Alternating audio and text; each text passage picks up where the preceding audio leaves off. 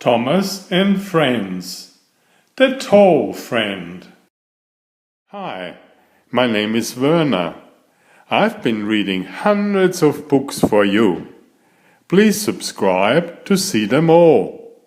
And watch until the end, where a surprise is waiting for you. Mom can help you there. Thank you. A new safari park was opening, and all the engines had important jobs to do. Percy and Edward's trucks were full of food for the animals. "I'm taking the tallest animal to the park," puffed Thomas excitedly. The other engines tried to guess what it could be.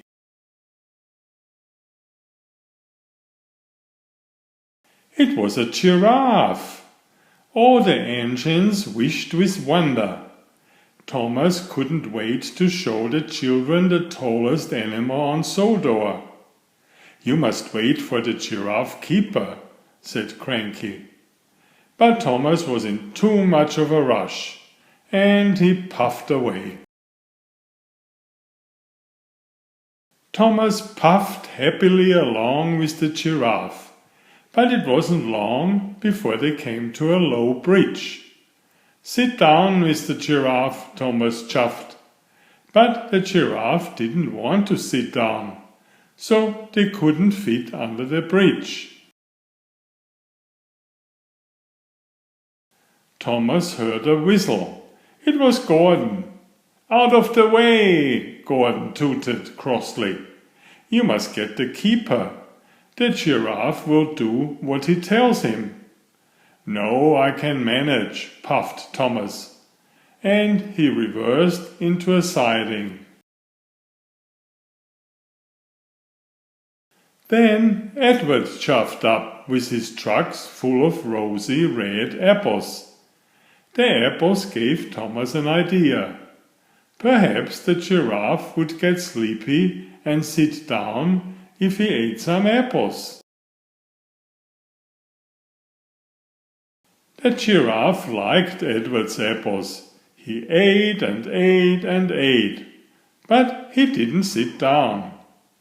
Edward was upset that all his apples had been eaten.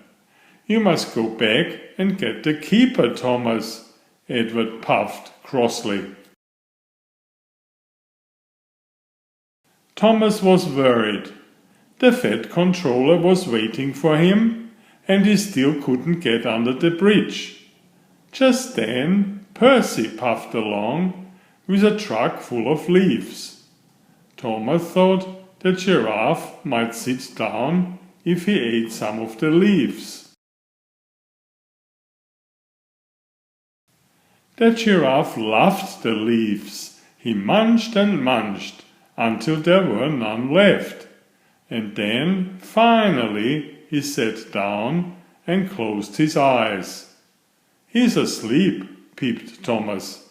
"At last we can go under the bridge to the safari park." Thomas clickety-clacked along the track and under the bridge all the way to the safari park. The fat controller was there, and he was cross. There were no apples and no leaves for the animals to eat, and the tallest animal was fast asleep. "I'm sorry, sir," wished Thomas. "I should have waited for the keeper." Thomas puffed his fastest to fetch the keeper and take him to the park, and then he chuffed away to get more apples and more leaves. When Thomas finally puffed back into the safari park, the giraffe was wide awake. He heard Thomas toot and stretched out his long neck to his new friend. "Welcome to Sodor, Mr. Giraffe," peeped Thomas happily. "It's a wonderful place to live." Beep beep, the end. Please subscribe if you haven't already. Thank you. Enjoy my new series Oliver and Jumpy. 19 video books with about 500 pictures. There's text, but I also read it aloud for the younger children. I have written 65 stories and had them illustrated at great cost for your children's fun. Oliver is an elegant tomcat and Jumpy is his lady friend.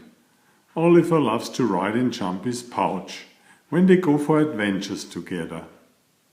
Please find a link to the first book in the description of this video. Please always subscribe and like if you find my effort interesting.